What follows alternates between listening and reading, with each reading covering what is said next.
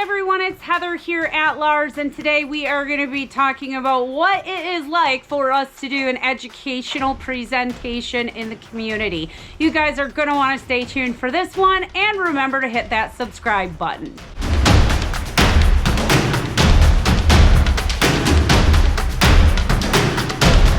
We are located just down the road in Sheboygan Falls. So we take in a lot of exotic birds and reptiles that people can't keep for one reason or another. We do a lot of rehabilitation with these animals. We do some hospice for some of the animals to just provide supportive care for the end of their lives. And then we adopt out as many animals as we can into new homes. So it's a very, very rewarding job, kind of a tough job, but it is very, very cool. And we really enjoy what we do. So when I get into the community and I am doing an educational presentation, I am looking to bring enough animals with me to encompass basically the entire type of animal that we take in at the rescue. So what I typically have with me for an educational presentation is a bird, whether that is a Goffin cockatoo like our bird chicken, or whether that is a macaw. I also bring a lizard with us of some type. Now that can be a bearded dragon, or our Egyptian Uromastix gina, or even our blue-tongued skink Cressy. I also bring a tortoise with us, and probably 99% of the time that tortoise is our very lovely Miss T, who has been with us for approximately 9 years. I like to bring an aquatic turtle as well because I like to highlight the differences between turtles and tortoises. And then I also bring a snake. Now, our educational girl, Hera, is a ball python. She's really, really good at what she does.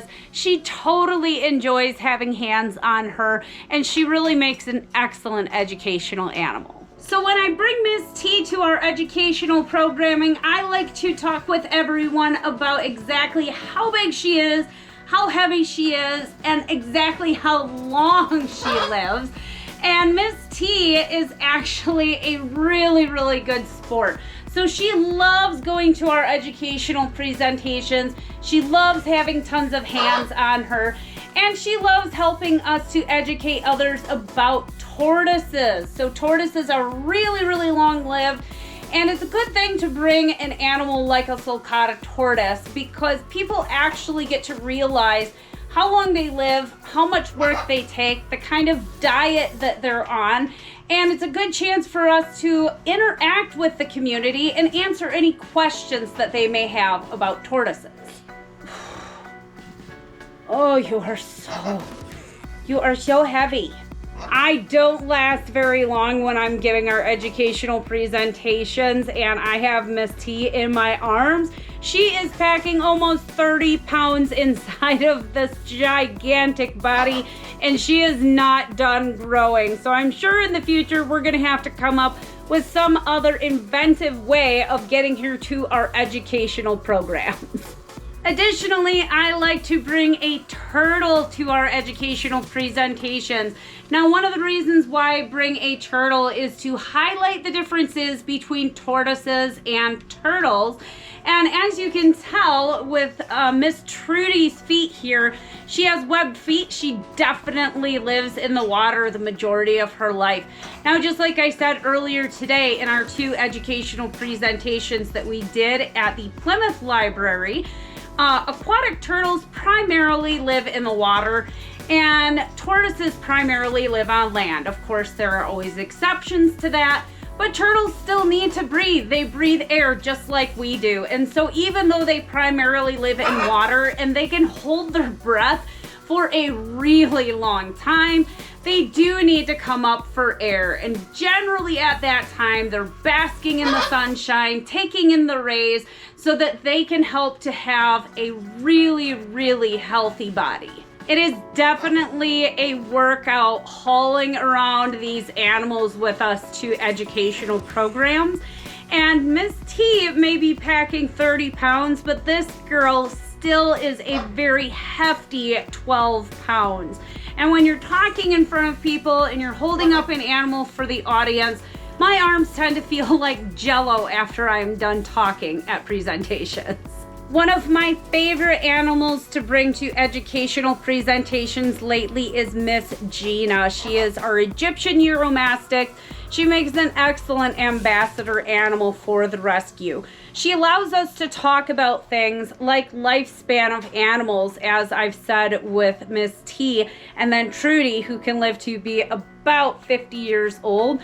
Uromastics can still live to be about 30 years old. So I always like to emphasize with everyone in our presentations that these animals are not short-lived animals. They are actually really long-lived animals.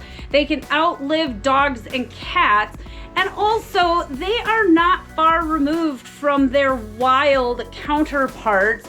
These guys have not been bred for hundreds and thousands of years like dogs and cats. I love having a lizard with me because it really allows us to highlight the important things that you need to take care of a reptile like this. So obviously you need a heat bulb and you need your UVB bulb. UVB is critical for reptiles to ensure good bone health and overall body health.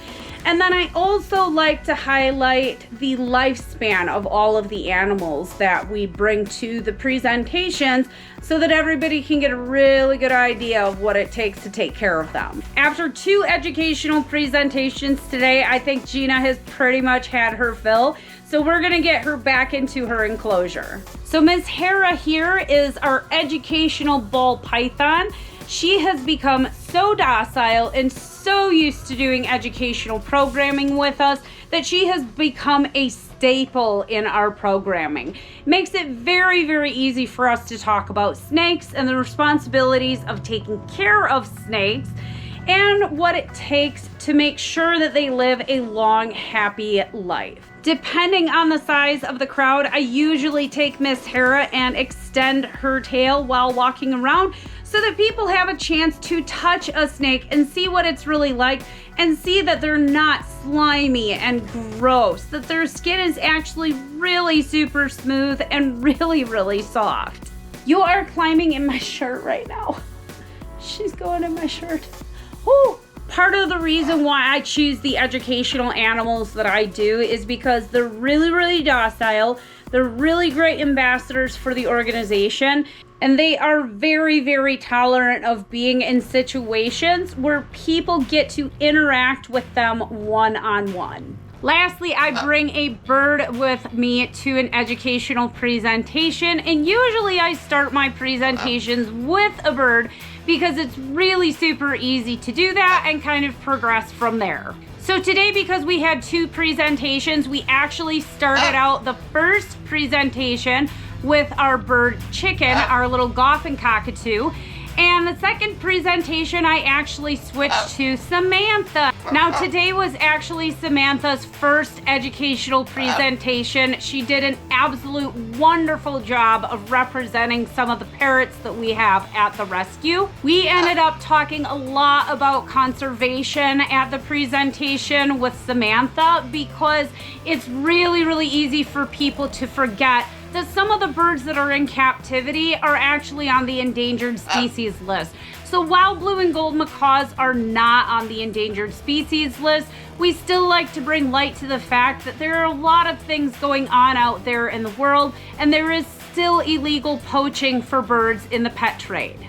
As you can imagine, after 2 one-hour presentations in a day, my voice gets a little bit wore out, the animals get a little tired, and everybody kind of wants to go back home and do their own thing. My arms get pretty tired during a presentation when I'm carting around a cumulative of almost 50 pounds of animals back and forth and into a location and across and down a hallway, but it is all worth it in the end. It helps us get out into the community, and it helps us spread the word about what we are doing at the rescue, as well as a lot of other highlights into some of these animals that maybe people are thinking about bringing into their homes, but they're really not sure the best way to go about that, or if they even know everything in order to do that.